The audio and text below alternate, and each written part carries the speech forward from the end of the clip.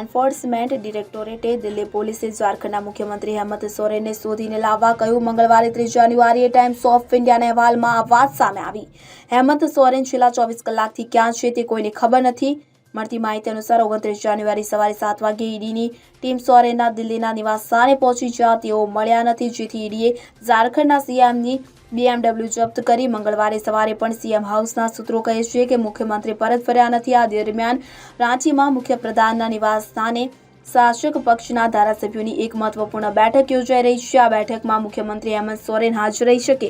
કોંગ્રેસના ધારાસભ્ય અંબા પ્રસાદે 29 જાન્યુઆરીની રાત્રે મીડિયા સાથે વાતચીત કરતા કહ્યું હતું કે સીએમ બેઠકમાં હાજર રહેશે। Bureau report CN24 news. હવે જુઓ દેશ દુનિયાની તમામ ખબરો તમારી આંગળીના ટેરવે। ઉઠાવો મોબાઈલ અને Google Play Store પરથી ડાઉનલોડ કરો અમારી CN24 ન્યૂઝ મોબાઈલ એપ।